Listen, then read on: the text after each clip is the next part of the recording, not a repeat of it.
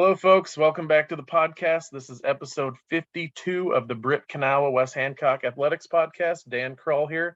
And tonight I have a whole bunch of young men with me, seniors from the 1987 state runner-up football team. How you doing tonight, fellas? Good. Very well. Told them they just got to sit here and look pretty for a few minutes until I get through my spiel. So here we go. I want to get to my sponsors. We have 10 of them tonight. This podcast episode was kind of thrown together at the last minute in my world. I tend to have these things booked out about 7 months in advance, and I put this one together, 6 weeks ago, knowing that it was the 35th anniversary of their senior season.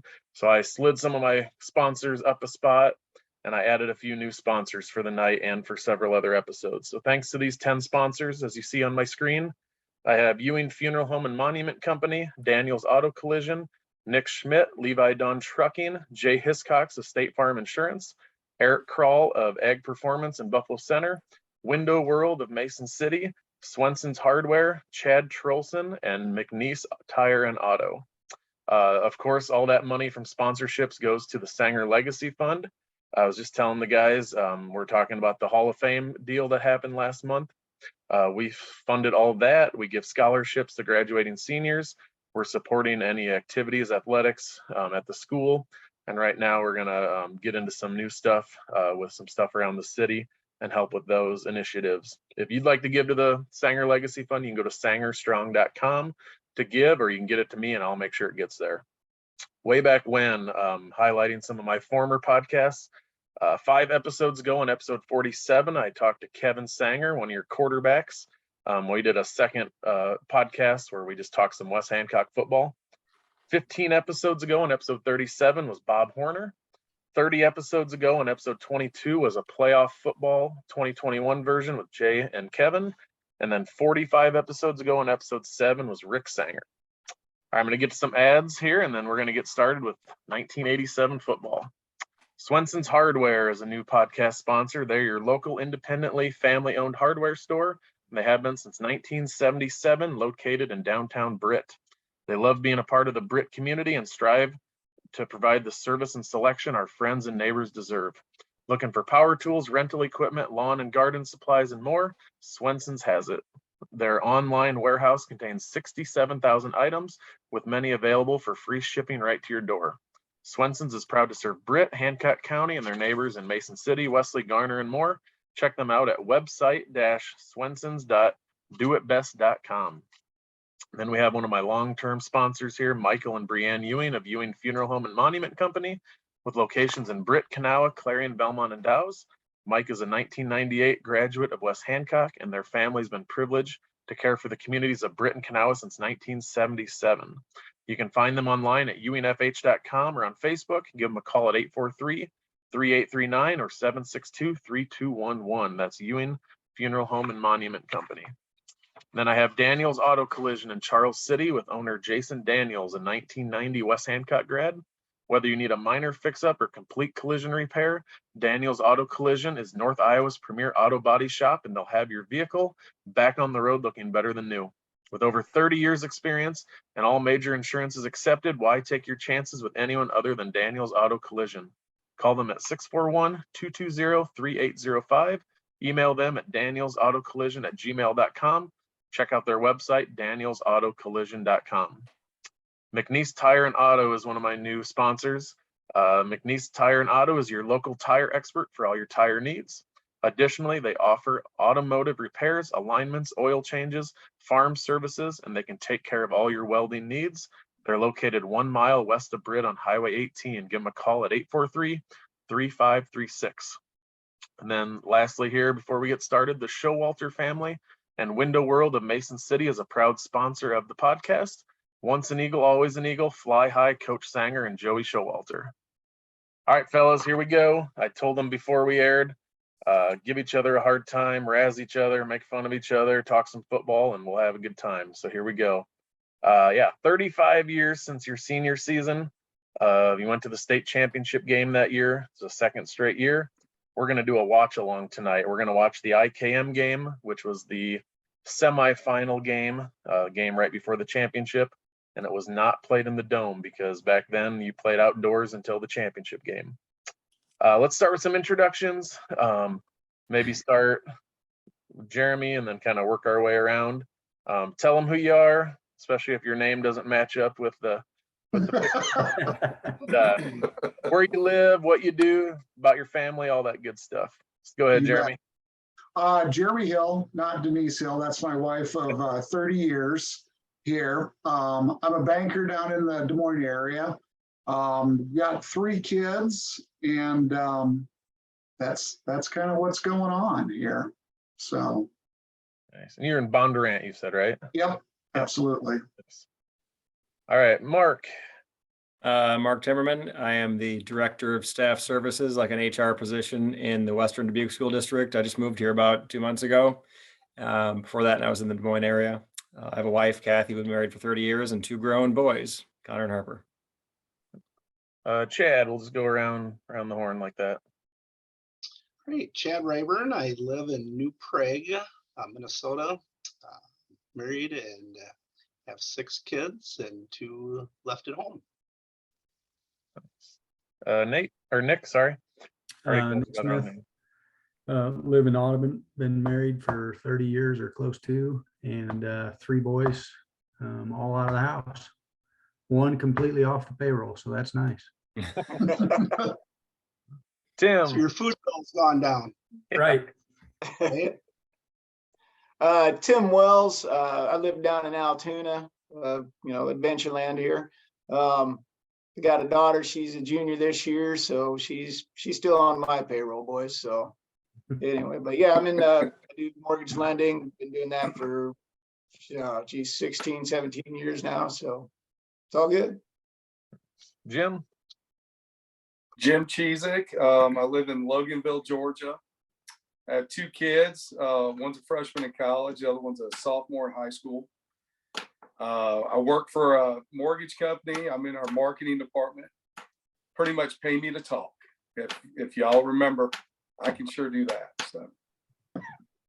And in the middle with Pat. Patrick Kelly, Topeka, Kansas. I'm going on 29 years of marriage, 3 kids, and we are empty nesters now. So I've been in Topeka now 16 years. And got out of the coaching game last spring. So I'll be doing middle school, but so I've had a few various moves, but been in Topeka last 16. Nice. All right, I think we just lost somebody. Hopefully they'll get back on here. Yeah, so welcome to the podcast, guys. I'm excited about this one. Like I said, put it together kind of outside of my schedule already, and I was like, man, we got to watch some football. I did one with the 2007 football team the other night, and it was really fun to watch a game with them. There's Nick. So yeah, I'm excited to do this. In several other podcasts, we've talked a lot about this 1987 season, so we're going to give kind of a quick version of it. Since we've already talked about it, you can go back through some of those other episodes and really get in depth with it. But to actually watch a game is really going to get in depth, so that's where we're going to spend a lot of our time. You guys were the Cardiac Kids that season. Coach Sanger, when I was in high school, described your senior season to my junior season, 2003. We were winning games by a point, 6 points, overtime, had to stop a team on a 2-point conversion a couple times. You guys were winning games, and a lot of close games, a lot of overtime games as well. So what kind of stands out to you guys as we talk about that 7-0 North Iowa Conference Championship winning season of 87? Don't all speak at once. I do remember just before the season started, like the expectations had been really high the year before. So we didn't want, we didn't want to let anybody down. Like we wanted to repeat, be there again. We knew we had, I guess, the will. We didn't know if we had the team or not, but we had the will to do it. And I think Mark did a great job with his interview of the details of the season, that season. So that was really fun to listen to that podcast. But probably most memorable to me, and one of my favorite football memories of all is it had to be homecoming. And when Kevin broke his hand, and we say broke his hand, it was broke. He was basically shot putting the ball when we did throw it. But to Kevin Kaler caught a pass and made a touchdown to win that game. And that was it was just, of all things, it being a pass and the circumstances of Kevin being banged up like he was, and for it to be homecoming. And I can't remember now. You guys might chime in, but I feel like I remember that how we voted for homecoming king was like amongst the football team and not like the student body. And I'm not sure. I think Kevin was unanimous. Kevin Kaler was unanimous choice for king. It was such a neat memory. Yeah, I think just going into the season, I mean, Nick and Pat and Jeremy were starters their junior year. And I don't know. I think they had high hopes, but I don't know. I think we kind of went in and we wanted to prove a lot of people wrong too. That okay, we have 3 starters, but everybody really stepped up and worked hard and worked together, and pulled off another 11-1 season. Yeah, during that regular season, we kind of took the best shots from everybody, because everybody we should have won the state championship the year before, but that's a whole nother discussion. But yeah, everybody gave us their best shot. And the thing I remember is, Belmont then was coming right behind our game. So everybody gave their best shot at us, and then Belmont would come through and beat them pretty well. And people in town, I can still remember hearing about, oh yeah, well, Belmont's really good. They're going to get you. And, you guys haven't got a chance, and went down and we just kicked the tar out of them, so that was a lot of fun. It was a good season. But yeah, no, we, if you go back and look at the stats, I think, and don't get mad at me, Nick and Pat, but I think we lost the ball like about 20 times there. So, I mean, we were driving the ball and you went back and looked and we'd end up fumbling it. And so, but nobody could score on us. So, if they don't score on you, they don't beat you. Yeah, and I bet 90% of those were mine. That is something that stands out in my mind too. I couldn't hang on to the darn ball. I asked Kevin Sanger about that. He actually I think he totaled him like we maybe had 43 that year. Fumbles. I know we were -20 in giveaway takeaway, and you don't win many games in negative giveaway takeaway thing. Yeah. I think the game that Kevin was out against Lake Mills, I think we ended up winning that game, and I think we had 6, maybe even 7 turnovers, and we still won that game. Mm-hmm. And that's me missing an extra point and I mean, that was just a lot of stuff bad happening in that game without Kevin running the show for sure. Let's run through your games here real quick, just so people can have a little context. Started the season beating Rockford 32-6, and then the next week at home you beat Forest City 7-6 in overtime. The next week was at Lake Mills, what you're talking about. You won 12-6 in overtime. The next week, on my first birthday, I was born on September 25th, 86. That was in 87. You guys beat Garner 7-6. I was not at that game, I'm pretty sure. At Buffalo Center Rake, you won 14-6. At home the next week against Northwood, you won 19-6. And then that Belmont game on the road was 35-12. The next week at Osage was 14-7. And then that got us to the playoffs. Lake City at home, 35-0 in the first round. At Rock Valley, won that game 29-28. And I believe, was that the game that was played on 2 different days where you had to come back, or was there, thinking of maybe something else? No. There was some weird something out there, but maybe that was 86 or 88. I can't remember. And then the game we're going to watch was IKM.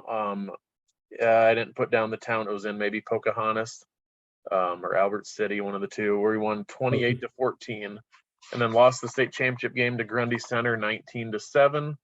And it's the last time we've lost a championship game to Grundy Center. We don't want to bring that up to some people that might be watching this, but don't get Jeremy started. Yeah. I've enjoyed the last couple state championships for us immensely, to say the least. Don't be surprised if we see him again in the championship game. That's the way it's looking, Right. I think. So, yeah. Any of those other games that stand out to you guys? I'll think say you're that, thinking of? that Orange City game stands out to me because now, if I remember right, guys, wasn't that when we were down like 27-0 at halftime or whatever. 28-14. Yeah, that was at Rock Valley. We were Rock up Valley, there I'm in sorry, yeah. Northwest. It was raining and kind of misty. I mean, I remember myself feeling like the game was over at halftime, and you know, coming out after halftime, and I don't know exactly what circumstance happened, but I mean, I went from being just very defeated and knowing my football career was over to all of a sudden, holy cow, we're back in this thing, and we're gonna do it. That was really one of the most memorable games I think that I can. Yeah, that was one you'd say probably from an electricity standpoint of the crowd and everything. I mean, you're right. We were down, I think 28-14 at half. And Jim, I remember I think you came back, you had that knee injury, and then you screwed that up on receiving a kickoff or something.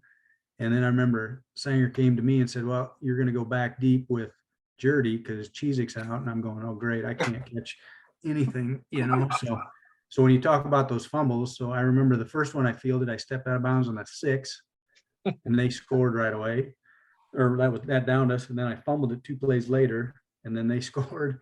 So yeah, I talk about feeling defeated. We were feeling that way for sure in the first half. And then wasn't it Dave Cheezik, I think, blocked a punt out of the end zone for a safety is how we ended up at 29, if I remember right. And I think they returned one we threw a pass. And I thought, if you look at the play in slow motion, Kevin's knee was down when he threw it, and the kid intercepted and ran back for a touchdown. That was one of their scores. So yeah, we were getting the tar kicked out of us for sure the first half, but it was kind of exciting. During that game, I remember I had to guard Darwin Vanderhoff. I don't know if you remember him, but he was a 7-foot high jumper in high school. And he ran past me a couple times. And I just tackled him because I knew I'd get burned. And I looked over and Coach Perkins is like, nice job. Do that again. Mark. Well, looking at the stats here, you guys picked up 249 first downs to the opponent's 81. That's a pretty staggering number. 3,245 rushing yards on 603 carries. Good for an average of 5.38 yards per carry for the entire season. Only passed it, passed it 75 times. But you compare that to 603 rushing attempts, that's not a lot. But one thing that really stands out to me, you were saying, I don't want to give Pat and Nick too hard of a time, but Pat, you rushed for 1,419 yards, and Nick ran for 1,152 yards. But when you look at the touchdowns scored on that season, it's kind of interesting because to say the least. Pat scored 15 rushing touchdowns, and then Kevin Sanger only ran the ball 52 times on the season, but he had 9 rushing touchdowns. And then here's Nick, 168 carries, 1,152 yards, 2 touchdowns. Wow, I didn't realize that. But the funny thing about Kevin, and fullback dive every time when we got inside the 2 or 5. We'd run an audible, and everybody knew what the audible was. Even everybody on the field, Kevin would run for 20, 30 yards. Oh, It's like, man, poor Nick. Just he didn't get his glory as much, just besides the yards. But yeah, you run for that many yards, you think you're just bound to have a few more. But no breakaway speed. That's the problem. Yeah, and I don't know if you could look at and see those stats, but we might have had 300 to 400 yards in some of those games and scored 7 or 14 points total. Yeah, it's almost impossible if you think about it with today's offenses to do that, but we did it and still somehow won. So it's all that matters on the scoreboard. That's it. And then Mark had 21 receptions that year for 400 receiving yards. That is still, both those numbers are top 5 in season and career receiving totals in school history. I added in all the seasons from before Sanger and now after Coach Sanger's era, and now with Mark Sanger in charge. Those numbers still hold pretty darn well because we just don't pass the ball very often. So your numbers might stay up there in that top 5, at least top 10 for all of eternity, Mark. Might be good. Hey, Mark, I don't know if you remember this or not, because Pat and Nick were there too, but we would have to go to morning passes You remember having to run routes Yes, in the morning? every day. We never And- used any of them. Yeah. And all I remember is Coach Sanger telling us, hey, we're opening the offense this year. We're going to open it up. Yeah. And again, with Kevin breaking his hand, that probably changed some of it. But Dan, those stats you just gave it, that's as much as we ever opened it up right there. Yep. So, He said that when I was in high school too. We're gonna do this. No, we're not. Yep. And they got some weapons right now where they could if they needed to, and I know they will eventually here. But I still like watching the ball being run every single time myself. Defensively, Jeremy, you led the team with 90 tackles. Nick was second with 71. And then down the line, Pat had 50, Jim had 43, Mark had 27, Chad 20. Just a bunch of juniors in there as well. Jim, looks like you were Kevin was PAT guy.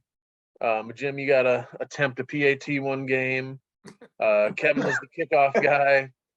Then returning wise, I saw Jim was the main punt returner, 32 returns, 520 yards. Jim had 3 interceptions. Mark had 2. Couple of you had fumble recoveries. Just kind of fun to look at those numbers and see how you guys stack up a little bit. Talk Coach Perkins real quick here. We're just talking tackles and stuff.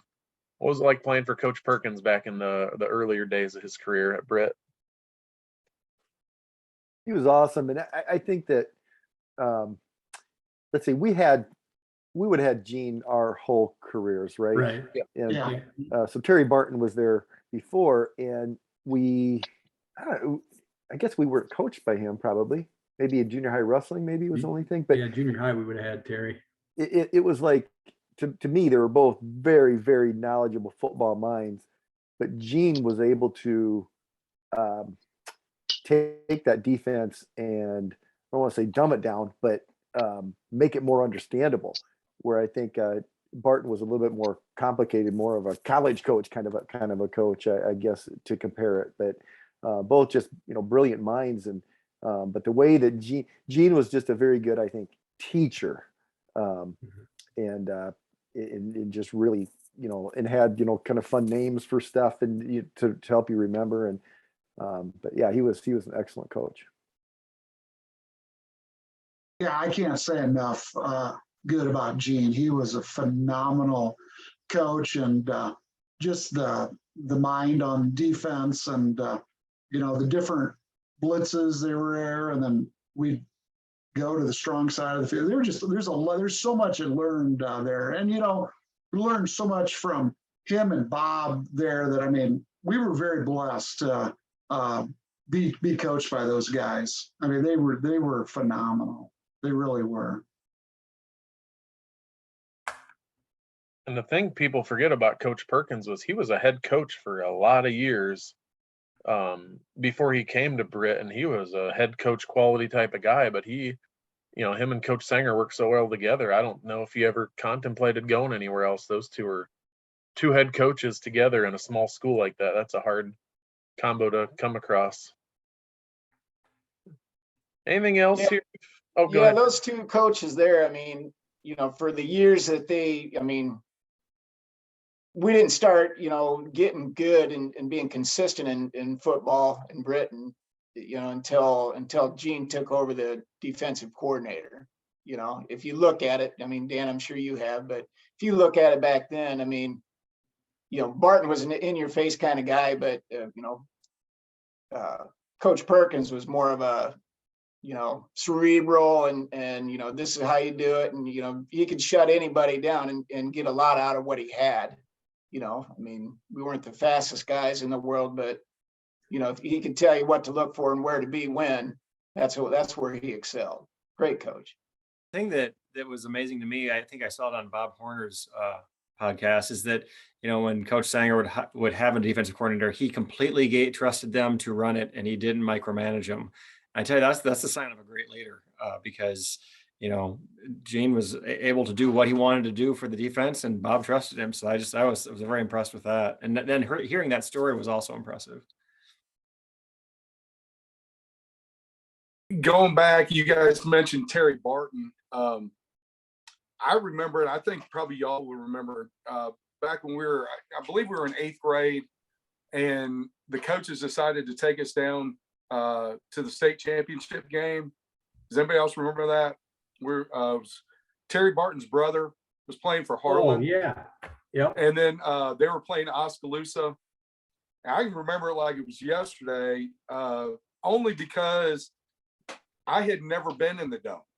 So when they took us down there on that bus that day, it was basically to show us this is what you're playing for.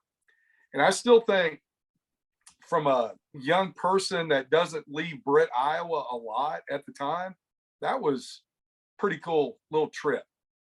And that kind of put everything in perspective for all of us to say, hey, yeah, how cool would that be? Play in that place, play for a state championship. I don't know what y'all thought, but I thought that was pretty cool. And you're speaking of kind of these earlier years of what we know as kind of the Britt West Hancock juggernaut of football we have.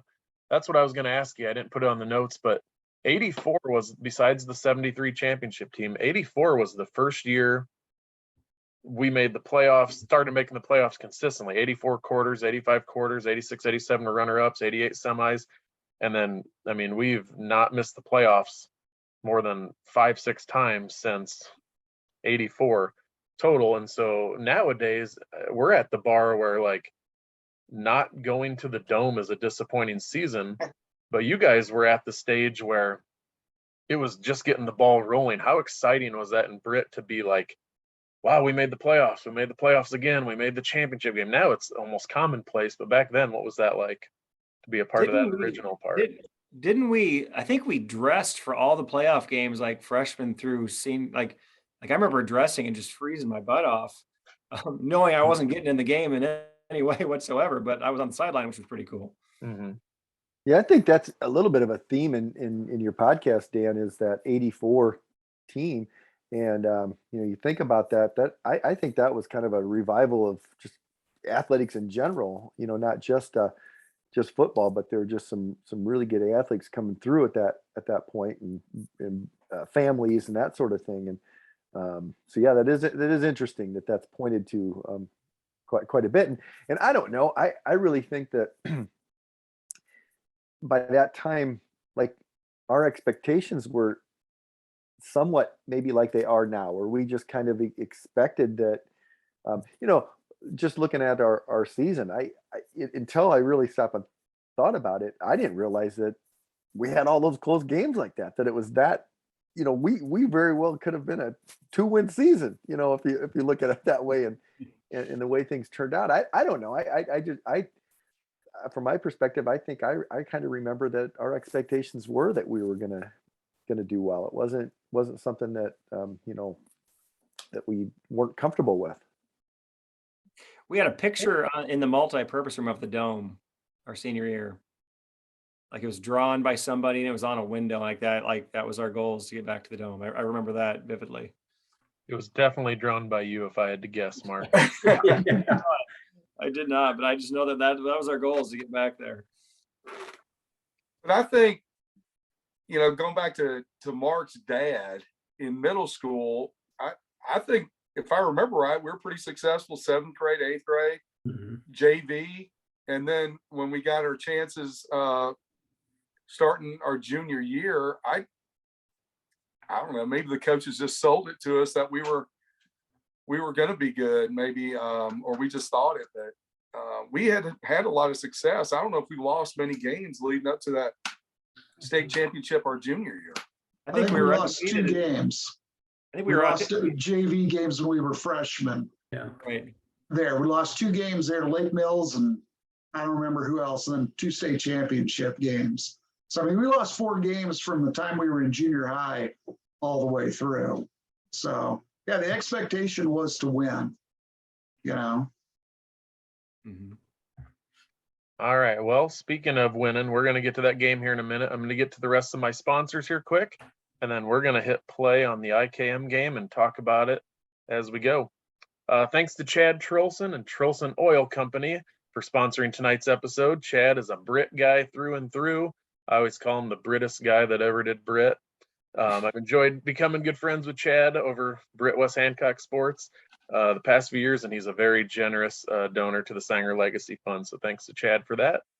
And then my brother, Eric Kroll with Ag Performance. Ag Performance is the leader in conventional seed throughout the Midwest. They also have a product called Xylem Plus that's fighting against fusarium, stalk rot, white mold, and other vascular diseases. Contact Eric at 515-341-3361 if you're looking for a higher net return on your fields. That's Eric Kroll with Ag Performance, 341-3361. And then Levi Dawn Trucking is my next sponsor. Thanks to Levi Dawn and his trucking company for sponsoring several of these episodes. Call Levi at 641-860-0077 or look him up on Facebook. That's Levi Dawn Trucking in Britt. And then Jay Hiscocks State Farm Team in Britt is a proud supporter of West Hancock and the Sanger Legacy Fund. They can help you with all your insurance needs, including auto, home, life, farm, business, and renters insurance. For a free quote or review, give Jay or Lindsay a call at 843-3563. Thanks to Jay and his team for sponsoring almost every one of the episodes that I've done. And then tonight I have a recurring sponsor from last year. Her name is Jan Rozga, and her book, Raw Survival. Jan lives here in Indianola with her family. A week after graduating high school, Jan's 18-year-old son, David, smoked a synthetic drug called K2, and then it caused him to take his life about 90 minutes later. Jan had this book published last year, or 2 years ago now. It's about her grief journey through what she went through. If your life has been shattered by the death of a loved one, no matter how recent, or if you're caring for someone who has experienced loss, you'll find comfort and encouragement in her book, Raw Survival. I'll have links posted to find out where you can purchase this book and a video that Jan and I made to further describe her story. And then my last sponsor for the night is Nick Schmidt. Nick is a 2000 West Hancock graduate and simply wanted to give back to the Legacy Fund. Thanks to Nick Schmidt for doing that. All right, fellas, I'm gonna get my screen ready here.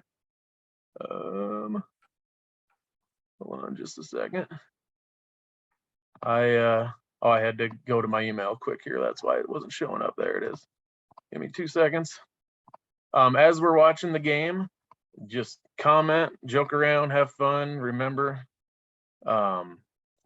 just tell stories, what you remember, however you want to do it. We're gonna do it with the sound off so that we can hear ourselves talk, though.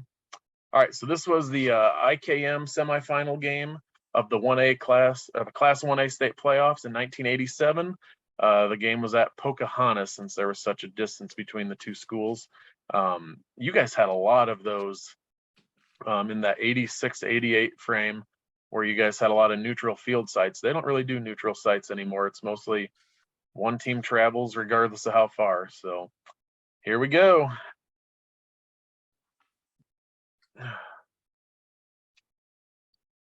We're in the red and white, obviously. What numbers were you guys, just so everyone has reference?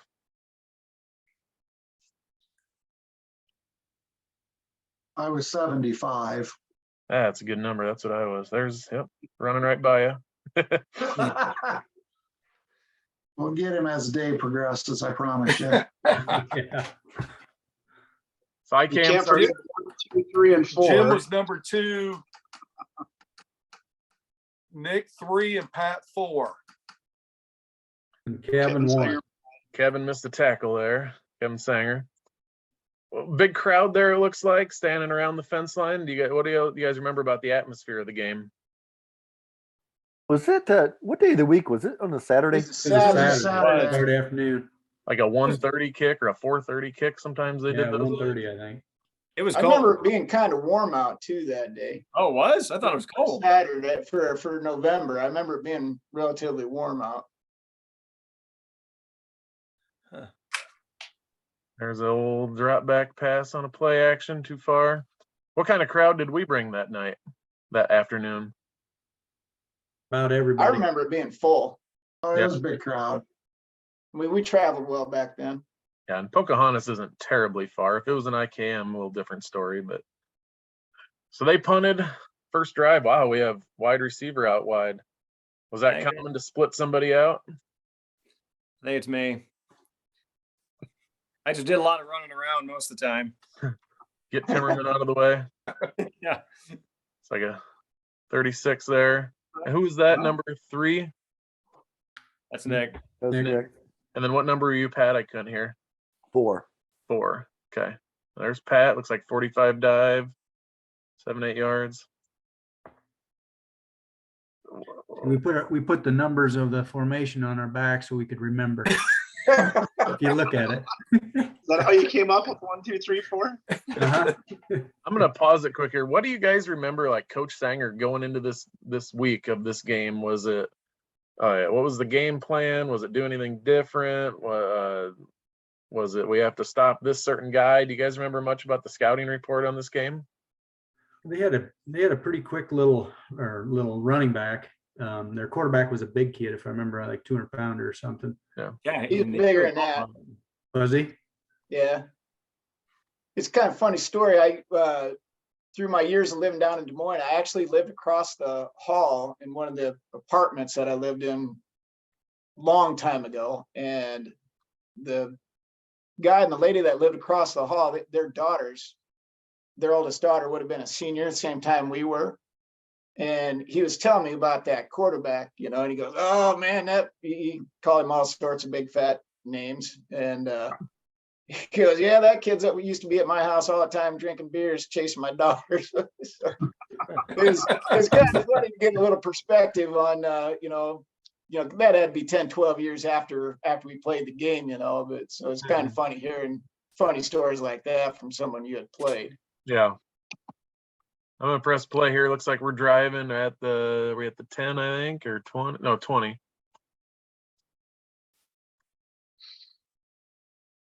There's Pat there. Oh, got the trap. Not much though. What was Kevin like? Kevin Sanger as your quarterback. Even he was a year younger than you guys. Good leadership, I assume, coming from Kevin. Oh yeah, absolutely. He had real calm presence and just very much in charge. Knew what he was doing, and yeah, he was a good one. Yeah, I mean, he came in Pass.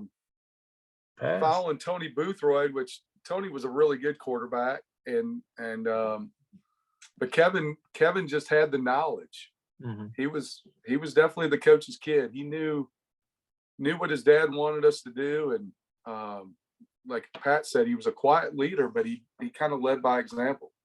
Yep. Now he's a Iowa High School Hall of Famer. Yeah. He's in the Central Hall of Fame as well for college. And I told him at the Hall of Fame thing, I was like, wouldn't it be kind of funny per se if we never put you into the West Hancock Hall of Fame? At the college level, he goes, that would be totally fine with me. And I'm like, no, it'll happen. Don't worry. So he'll get there. He was solid. That is the old school, like 7-step sprint drop back by the quarterback there. Uh-oh. You guys remember this? Yeah, I think Cheesy got him. So they threw it. I couldn't really tell what happened there. He threw it. Did we intercept? No, it was a high snap on a punt, and he just threw it to get it out of there. Okay, so we're back to where the original line of scrimmage was. Okay, gotcha. It's kind of fuzzy there at the end. So our ball, 1st and 10. Holy cow. No one touched him until the tackle. We got close to him. Is that 42 trap, it looked like? What was, throughout the season, what was kind of your guys' bread and butter? 45 dive, 42 trap with the fullback? Either or both? We ran a lot of quarterback sneaks. I remember that. On the goal line when we couldn't get the ball in. That's why Nick didn't get any touchdowns. I think in this game we ran the full house backfield the entire time. Yeah. I loved it when we ran that in high school. But in the second half, we only ran, I think, 2 plays. We ran the 45 dive and that 36 counter to Nick in the second half. I think we only ran 2 plays. Yep. And the quarterback sneak. Yeah. I don't think we ran the quarterback sneak. We'll watch, but I don't think we did in this game, the second half. Kevin just did once there, but after that. Yeah, I'm talking second half here. Yeah. Because that's stuck in my mind. We did pass it one time in the second half. I remember that. Okay. Yeah. I didn't realize we even threw the ball. We did. And it was I caught a pass. And the thing I remember about it is I got back to the huddle, and Pat, you said to me, remember what you said? I don't remember. No. I remember it. You said, clutch catch. I'm like, sweet. He thought I did a good job. All right. So Does anybody 7-0. remember what Kevin said for that audible? And it was just, I mean, it's just like so obvious. You'd call out a color or something. It was Eagle 42 was Okay. when we went to the 42 too, and I'm like, whoa, that's about as straightforward as it comes. Didn't want to confuse anybody. Right. I just remember a couple times though, there was just this gaping hole that he took off. But Looks like interference there. They got a fresh set of downs. Ooh, who came flying in there? That was Kevin. Yeah. Oh, who stripped that out? Number 89? Who was 89? 89. that Mark. Journey? That No, was Journey, wasn't it? Probably Mark 82. Timmerman. 82. Oh, 82. Hey, a pass. Great camera work.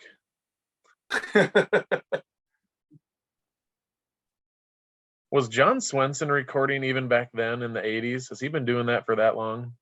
Yeah, I think him and Haugie were doing it. Augie Oh, is, yeah. remember, yeah, I think Swenson was involved with it though too. John still does it, and now his son Tyler helps him too. They kind of tag team it. Driving again. Looks like we're averaging about 8 yards a carry so far. Nick.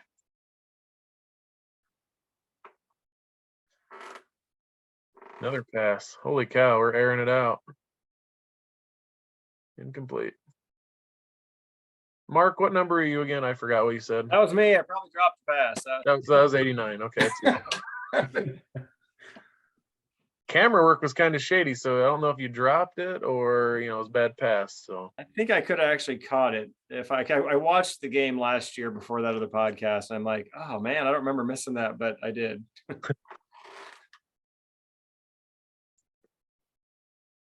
Pat Let's had see, some who we got? speed. Who do we got on the line here? Is that Cheezick, Dave? See, we had Dave and who Paul else? on this Dave side. was 53, I think. Yeah. Greg Byers out there. Journey. Who else was? Arndorfer's out here on the tackle. Arnie. Yeah. Okay. Yeah. Yeah. Got 'em all. Jeremy. Got to give Kevin the linemen some Kaler. love. Yeah, Kevin Kaler was a tight end. Another quarterback sneak. Mm-hmm. And Nick stands back there going, "Yep, I'm never getting a touchdown." That just killed me. I was like, "How did he have 2 touchdowns?" I had to go back check, make sure it wasn't a typo on my part. Yeah. 14-0 coming up here with the extra point. Well, how about right now? 14-0. Just started the second quarter.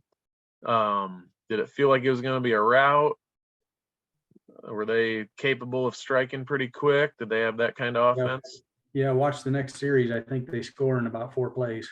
Is this it? Yeah. I mean, Well- because of our season, I always felt like we never had anything wrapped up. Yeah. We were always, it was a tight game. Yeah, that's fair. I mean, they hadn't run very many plays in the game either. You guys kind of dominated the time of possession at this point. But when you said, Dan, early on, what was your bread and butter?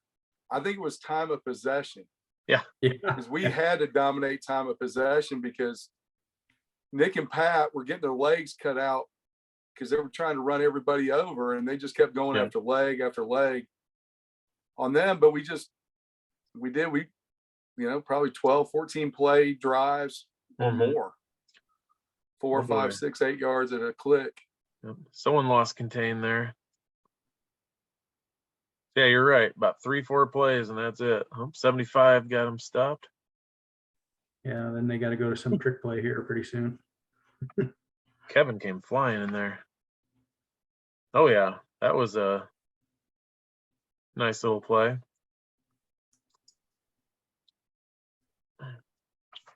So 14-7, I believe. We didn't see the extra point, but if I recall in the box score I have, they made the extra point. So here, I mean, now we're at a 1 possession game. Keeps things interesting. Who was number 2 then? Jim. I was 2. You were 2. Yep. Okay.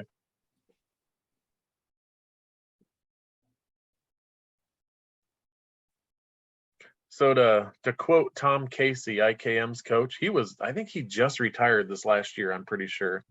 I don't know if you saw it in the notes. Kevin Sanger was telling me this, but after the game, he came up to his dad, to Coach Sanger, and said that was the most boring football I'd ever seen in my life. And said my dad was kind of ticked at the time, but after the fact, he kind of took it as a compliment. I'm like, I would too. Oh, nice catch there, Mark. Oh, thanks. That's what Pat told me. That's good.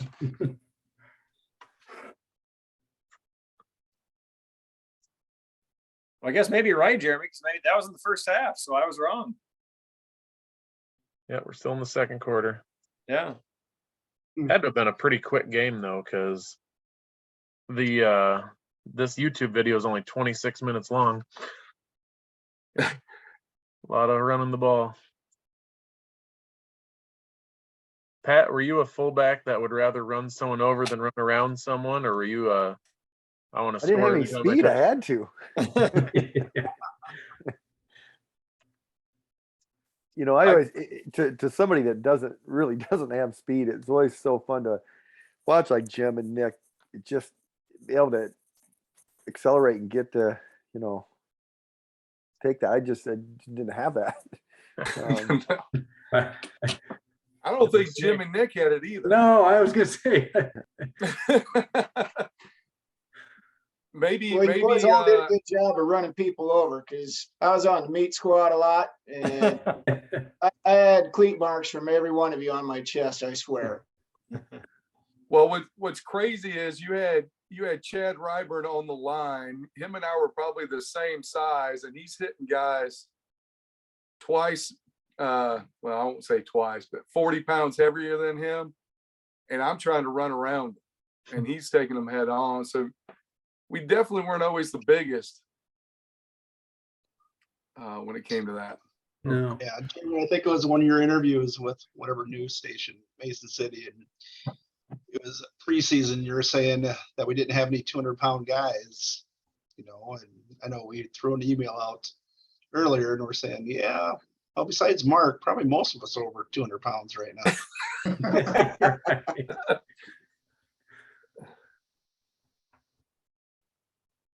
And I see that's Steve Kelly right Steve, there. yeah. You had the Kelly combination. Steve, Pat, was What he a was it? freshman or a sophomore?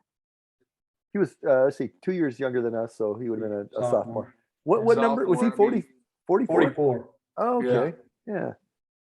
Yeah, Was he in for you, Jim? Was he in for you, or who was he in for? Yeah, Yeah. I tore my ACL in the Osage game, and Steve. I mean, what I remember of Steve that year, I mean, Steve looked great.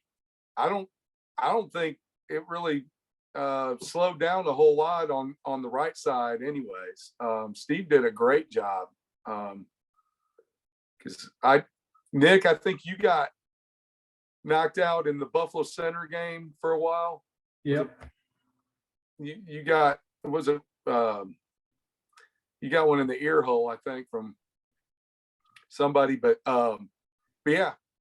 Nick, I mean, was he that came in that game too? Buffalo Center, though? Nick, was that incredibly cheap shot that it was Yeah. way out of? Yeah, Oh, yeah, that yeah. Woven guy Yeah. that hit you? Mm-hmm. Oh, Yeah, that was he got- awful. he got- shooting was that was- cheap as could be too. Yeah. That was old Rambo. Yeah. Yeah. First down here, first and goal. Pat falling forward for some yards.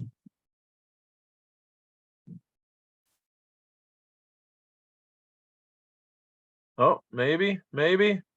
No. Sorry, Nick. No. I'd already used up the 2. Yeah. And the fullback, of course. I'm sorry, Nick, I'm picking on you, but those numbers just crack me up. Yep. Man, Kevin could give it a boot. So 21-7, hard to see the score, or the time, I mean. Still obviously second quarter. Do you remember how much time was left at this point when you're up 21-7? I don't. No. I mean, it's only been, 35 years, so. Did when Kevin kicked, he used that shoe that had the square toe, right? They don't still Yeah. do that, do they? I paused it still for a do good that? look at the coach there. Yeah, he needed to try out for NASCAR tire changer or something because he could whip his cleat off, put his flat toe on. Jeremy with the sack. He can change wheels pretty quick. Yeah. Jeremy, how many sacks do you think you had that season? I don't know. I know I had 4 in this game, so I was delighted you picked this game because this was by far the best game of my entire life in high school. Didn't Well, you jump? good. Didn't you, Jared, didn't you jump on top of the quarterback on one of your sacks in this game? Yeah. Just It's got kind of, they on. decided not to block me, so I was like, "Thank you. I will go run at this guy and hit him." Like you I gotta- jumped, I think. Like you jumped like you like on top of him. It Well, the was son of a gun was big, you know. I need to check the stat book here because stats or sack stats were hard to come by when I was putting the record book together because they just weren't available. So I need to check to see if you're in that because I can't, I wasn't able to go game by game through every film to find every stat there was. I had to go by the newspaper and everything else. So we can verify it through this. I'm going to add you to the record book. So this is the second half, and this is where we, according to the other coach, play the most boring football in the history of football. Geez, he couldn't have gotten any closer to the ball there, 22. So it's 21-7. We each get one more score throughout the game. Were you guys feeling pretty good at halftime here about things? Like they can't stop us no matter what they end up doing on offense? Well, if I remember right, we had I think Tony Severs for sure had an interception. Matt Bruins. I know playing in the secondary, we were hoping Jeremy would get more sacks and Dave Cheezick because we're running around back there trying to cover folks. But I think we ended up with at least 2 interceptions, if not 3. In the We game, got the ball back deep in our own territory. Fumble maybe there. Quarterback sneak there. Oh, big hole there. Closed up a little bit.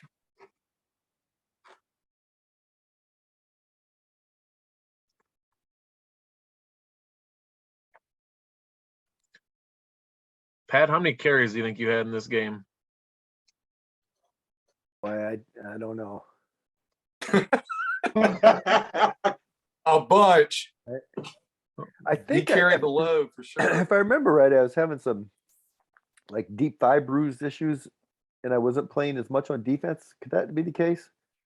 I think that was the case. That I was primarily, towards the end of the season, as much as possible, taken off of defense, if I remember right. Huh. So. Well, at least this year you weren't running a marathon during the season. Yeah.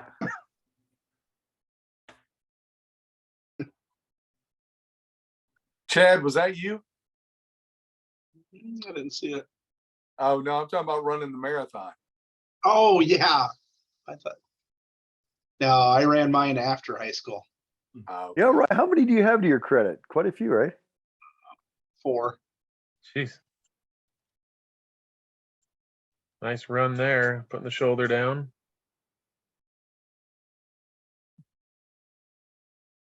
Side trap. Did you guys ever do hard counts? I don't think it's hard to tell with the volume off and talking while we're doing it, but did you guys ever have to go hard counts to keep the defense on their heels?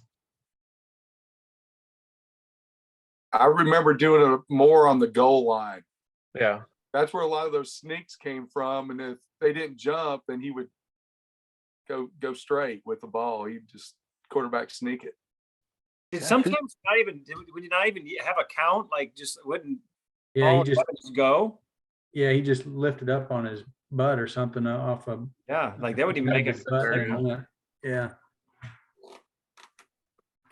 So we're at 28-7. That's pretty much the ball game at this point, but they get one more score and we're done scoring, but they didn't get much closer. What do you guys remember about the crowd at this point? Coach Sanger, Coach Perkins, what was kind of the mood? Was it feeling? I know you said, the way your season went, there's never say never, to close out a game, but you had to have been kind of starting to feel like you knew you were going back to the Dome. I remember the previous game was when we beat Rock Valley, and that was so emotional. And this one almost seemed just kind of like a workman-like game. Like we went to work and got it done. Like that's how it felt to me. There's not a lot of drama with this game. And that's why I'd say I picked this game, but I told the guys before we recorded it was literally the only game I had. So that's the game we went with. But a game to go to the state championship is a pretty big deal, regardless of how exciting or maybe not so much it was. Yeah, I think that's a good assessment with what Mark is saying, is that it was such an emotional thing and a roller coaster, that previous game, that this was just more workmanlike. Yeah, that previous game, I think it was that game, but the Bob Sanger story, I just remember coming out of halftime and we were huddled up and Bob was talking to us, and Greg Byers Jr. was sitting there, and I think Bob took his hand, hit him in the head, his head snapped back, ready Byers, and I think that point just got everybody motivated and wound up, but he had a good way of getting his players motivated.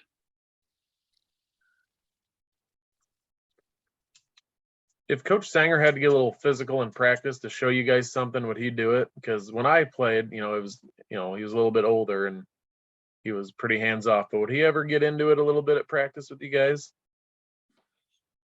Nah, his back was bad.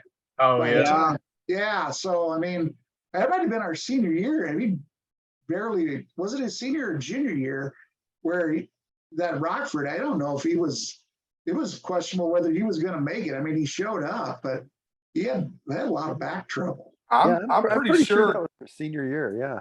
Yeah. I'm pretty sure Kevin actually was calling plays too in one of those games. Yeah. I think that Rockford game. I think Bob, wasn't he like on a stretcher or something off on the side?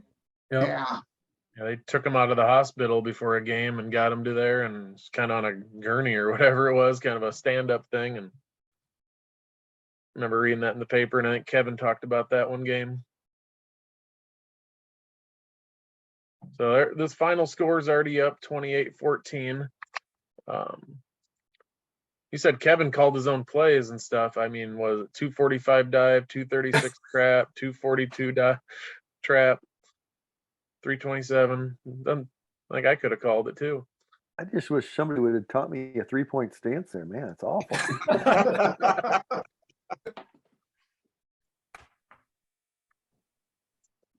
I know we're on offense right now, but I was watching the D line on the last possession, watching those 4-point stances, and couldn't really see the number, but he was literally just bear crawling his way down, up through the offense. It was fun to watch. I love that type of football. Well, Be keeper.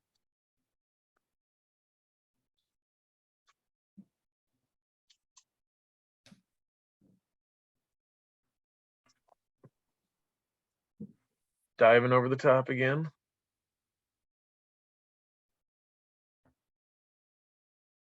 Oh.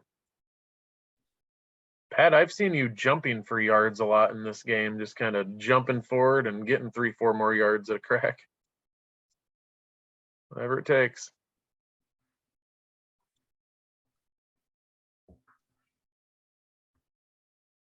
We got to be over halfway through the quarter here, and you guys really got to be feeling it. You got to stop here. Game's all but over. I think we know Jim said it, like at this point, like the secondary, we were scrambling because he was throwing the ball a lot. Mhm. And, I think he had a pretty strong arm. So there was always a chance he could connect. There's Jeremy again with the sack. Yeah. yeah, him. Yeah, that was when you jumped on him. Yeah.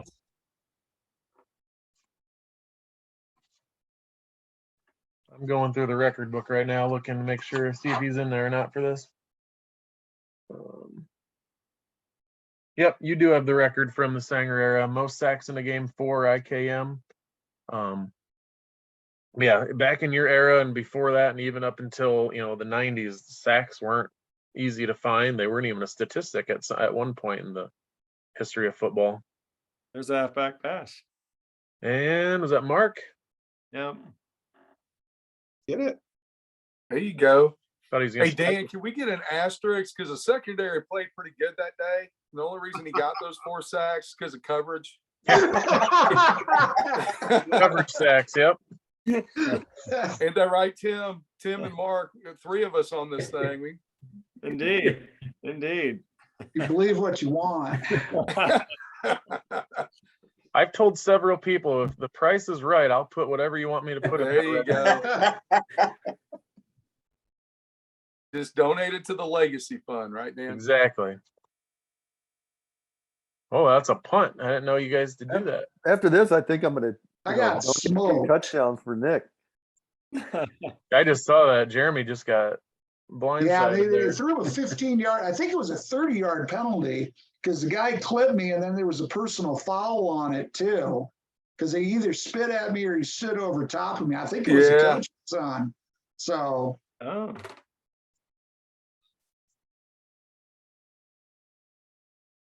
Apparently you bring that out in people there, Jeremy. well, it's not the first time, won't be the last. Jeremy just ruined that guy's jersey.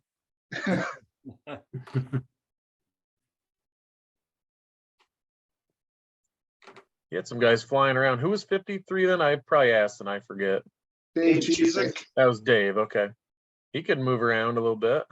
Yeah.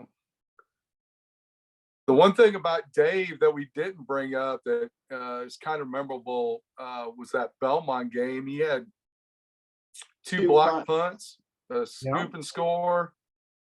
That was he had a big game against what was supposed to be our toughest game of the conference. Yeah, didn't Dave break his finger in this game too? Or something? I kind of remember that because I told him, I got, we're gonna play state championship, tape it up, you're fine. You know? Rub some dirt on it. Exactly, That's the rub ball some dirt. game. Oh, there's a good look at Coach Sanger right there, shaking hands with Perkins. That's pretty neat. Was that your dad out there too, Mark? Yeah. Yep, it was. So right here, what do you guys remember? Going to the dome. Yep, getting a second chance at it. Let's talk about that championship game quick while we're here. Grundy Center got you 19-7. I know it's been 35 years, but it still might be too soon. What do you guys remember about that game? How, you know, I think that might have been kind of the height of Bob's anger about not having the opportunity, not having equal opportunity to play in the dome, because I think Grundy Center had played in there maybe 3 times that year or something like that, maybe. And I remember him being really, really angry about that at the end of the game when he was talking to reporters. And personally, what I remember is that they were tackling really low, and I hadn't ever experienced that before. And I just didn't adjust to it. They were just ankle tackling the whole game. And it was really frustrating from that point of view. But it truly was, not that making an excuse or anything, but it really was a very different look and feel to playing, in the dome versus the rest of the games in the year, just the physical environment of it. Mhm. I just remember being hot.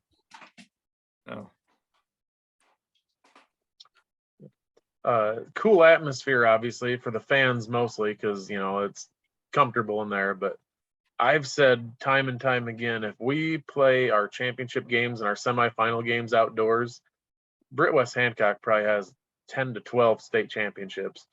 The style of ball we play, and then a lot of times you get in there and you get with those finesse passing teams, that's a real advantage. And I mean, still you got to play the game no matter what, and whatever happens, but it'd be interesting to see if they were all played outdoors. We'd be the Harlan of Iowa football. So that and making sure that we had Ann Hagen's breakfast prior to the game. Mhm. I still blame that. We should have had it catered, right? We should have had to bring it down. Maybe. What did Ann fed have us- on her breakfast? Everything. Everything. Biscuits, Eggs, gravy. Friday, right? eggs, pancakes, French toast, all of it. It was It was ridiculous. unreal. And, you know, she I worked think it was like $2. Yeah, Was she it worked 2 or 3? 3. She totally undercharged. You know, she didn't care about the budget at all. She, 'cause Or blowhorn, remember blowhorn? yeah. Yeah. Yep, that got banned many years ago. Yeah. Did that podcast with Ann. Oh, that was fun last year. We had a good time talking all things football. Yep. Talk Coach Sanger here quick. I know in a lot of these podcasts we brought him up, but for good reason and rightfully so. What did Coach Sanger mean to you guys?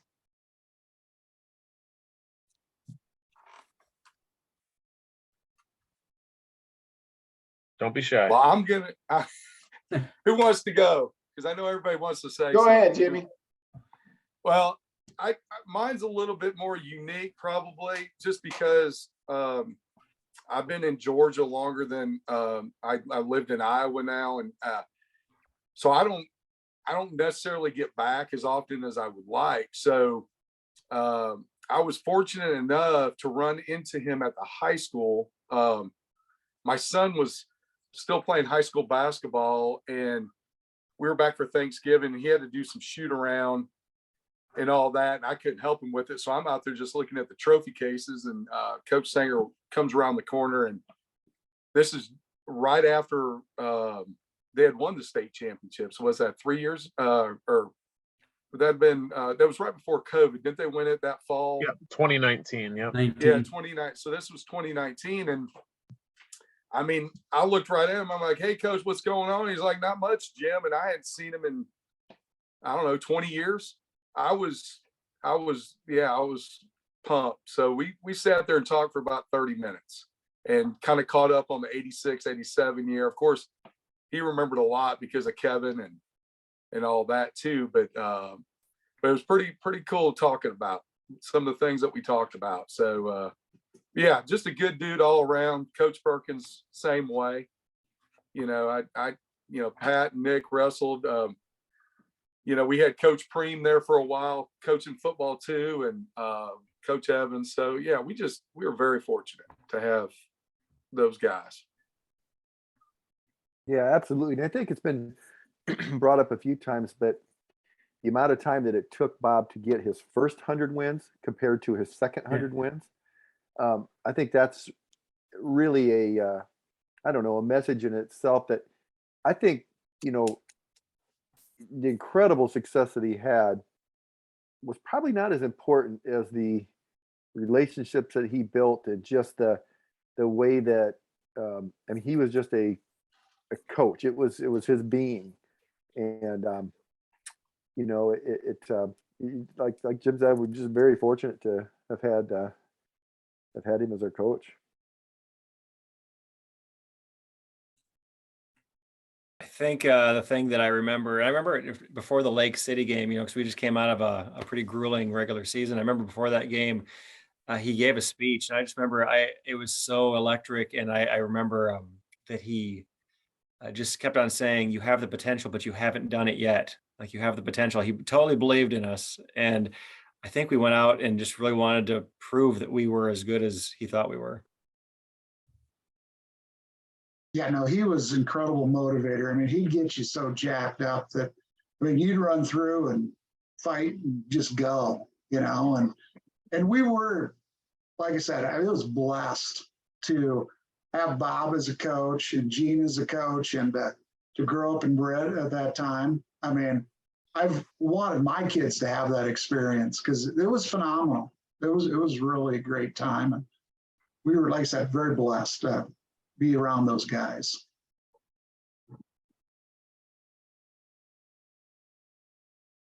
Yeah, just like Oh, go ahead. how he can just bring out the best in kids, and just, how motivating it was, and you just never want to disappoint him. Always play your hardest for him. Yeah, I spent ran into Bob quite a bit there. Dan, you'll be happy to hear this. I got one oldest son graduated from Central, and youngest one is going there today. Nice. But so I'd run into Bob down there when Trevor was playing, and yeah, he just had that intensity that he loved the game, loved the kids, you know, and at that time, when they won the championship there in 19, Audubon was in the 8-man final, so we were the game after them. So we got to, you know, every Saturday I got to talk to him about Britt football and Audubon football and the 8-man game versus 11-man game. So it was really enjoyable to, you know, do that every weekend in the fall, and you kind of build that friendship relationship that he'd bring out in you. It was a good time. Good guy. You know, one other thing I'd add too, I guess I had the distinction of I was a head track coach in Lake Mills for a number of years, and I coached against him. And I didn't really know what I was doing my first couple of years. And so I asked my dad, I said, do you think Bob would like just tell me some stuff? Like, I just don't know what the heck I'm doing.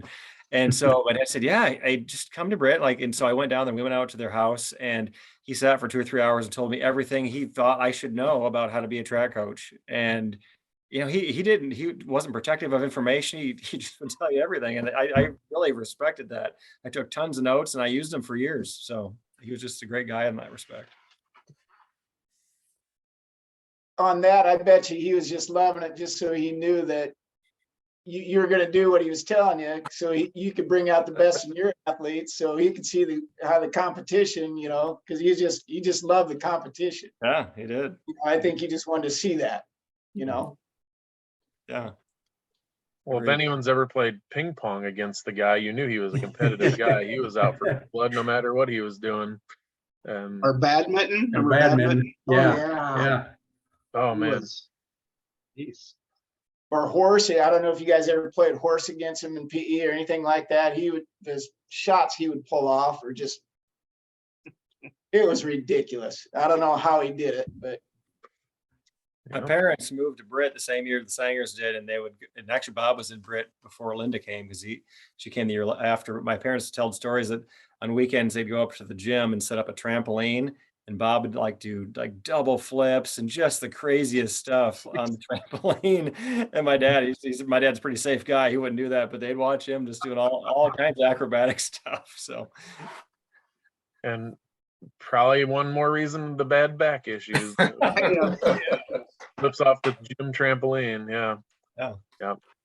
And I've done all these episodes, so I always put my 2 cents in, but the fact that we're doing a Britt West Hancock podcast kind of comes back to Coach Sanger, I'd say. I mean, he was one of those people of many that, you know, built that culture that we still know today. And the fact that 35 years later, we're talking about it, this isn't a common thing, that, you know, what we're doing and all the stuff that's going on at the Legacy Fund and how the success that the teams are still having, which brought me to my next question. How much are you guys still following Britt West Hancock football? Is that something that still watch a game here and there and check in on things? It's about every week. Every week, check score. I watch it on Facebook for 107 or whatever that channel is up there. Yep. Now I get to run into Travis at the Central game, so he can fill me in. Travis and Ann can fill me in when I get there. Yeah, I coach football for Bondurant, so obviously I'm watching our game, but I'm always checking the Brit score after ours. And my mom, she'll be 93 coming up, and we talk about the game Saturday because she's always watching it. So you bet. Yeah. It's important. It's important. Yep. I'm heading up to Hartley this weekend. Rick Sanger and I are getting in the car and heading up that way. That'll be a big game. It's a non-district game, but it'll have playoff implications again like last year. So should be a good one. And want to thank Jay and Kevin. You guys sound like a lot of you watch and listen to the games. Those guys do a phenomenal job. Kevin Wilson's dad passed away this week, and so he's been going through a tough deal. The funeral's not till next weekend, so he's going to be at the game. Jay put me on standby just in case, but those guys do a great job and bring the football to us every week. They're pretty good at what they do. So, all right, we're going to wrap this thing up here. Give you one more chance here at the end to throw in your 2 cents, but Thanks again to my 10 sponsors you see on the screen. Next up, next week, I have a fun one. I call them the Kings of Hobo Golf. John Charbonneaux and Rolly Zamago. And then Kerry Van Winkle will be on in a couple weeks. He was the Kanawha football coach back in the 60s and 70s. And then I have 2 playoff podcasts coming up with Jay and Kevin. And then Dan Cooper, the guy who helped get West Hancock into the 1993 state championship game with his last-second catch in the semifinals. And one thing I'm going to start really pushing here, I have a podcast coming up in December with Mrs. Kitchen, Mrs. Savoy, Mrs. Hildman, Mrs. McCauley, and Mrs. Farrell, 5 teachers that taught or are teaching at Britt Elementary, West Hancock Elementary, for a number of years. And I'd like to get a lot of people sponsoring that podcast and shouting those ladies out for their years of service to the school. All right, guys, any last minute things you guys want to throw out there that we might have missed or you've been waiting to talk about and just haven't gotten there? Well, I just want to, say thanks to you, Dan, for, what you're doing. And, it was so impressive going up for the Hall of Fame night and just thinking about those athletes that were introduced. And here's a town that we were playing, Garner, 10 miles away from us, that, for whatever reason, doesn't have that kind of tradition and the depth of the various sports and everything that has happened. And it's just really quite incredible. And for you to keep that alive, to honor the past and inspire the future, I think is just really great. And I appreciate it. It was so cool getting together with you guys tonight. It was Yeah. Well, we got a reunion next Hobo Days there, boys. I heard Robert's taking care of I think it's, expect y'all to be there this year. Robert, you taking care of that? Yep, I got it. Oh, it's recorded now. So Yeah. Nope. Video proof of who's in charge of the reunion right. next year. Yep, and like I said earlier, I don't edit, so it's on there. All right. Dan, I got to use this time to get out of the doghouse. I guess I forgot to mention that I am married. So she said it's 20 years this year, so I need to do that. So while we're talking about family, I need to make sure I mention my brothers, Bill, Don, and Jerry. Sanger football almost never happened for me because if it wasn't for knee braces, Jeremy, if you remember that, Yep. if it wasn't for knee braces, I would have never got to hang out with these guys as much and play football. But fall of the year is harvest time, and Jerry, Don, and Bill never got to play, but Jim got to because Well, he's the baby of the family. That's why. Yeah. yeah. Well, Coach Sanger, he was like, look, just throw the knee braces, go get fitted, throw them on the table and say that I need $150 or whatever it was for them. And that's what I did. And my mom talked Dad into letting me play. I remember that. That's why I don't remember losing 2 games my freshman year, because I didn't get to play. I had to wait till my sophomore year. So Coach Sanger was pretty sly in some ways too. That was pretty nice. So I had to mention that, guys. I know you're mad at me, but Bonnie and Pat, I love you too. Okay. Blanche, I forgot Blanche. I should just get Blanche on a podcast because I spent most of my childhood with Blanche, and that's where I get my talking from, Dan, right there. Oh boy. Yeah. Yeah. If she's watching this, remember back in '92, Blanche did good. She did something really good working for my parents, and she recorded it on the wall in the back kitchen area. And my dad kept it up there till the day they closed that place. Nice. She was a good one. I saw her at the alumni banquet this year. She's a good one. Well, so hopefully I'm out of the doghouse now. We're good. There you go. Yeah. All right, fellas, anything else you want to throw out there? Thanks for all your work, Dan. Yeah, thanks, I Dan. appreciate you guys Thank you, coming Dan. on. It's been fun to rehash the good old days. Like I said, I was about a year old when you guys had your season, so it was fun to go through all the newspaper clippings and talk to some people about that season and those seasons to put that record book together. So, all right, we'll see you next time, and go Eagles.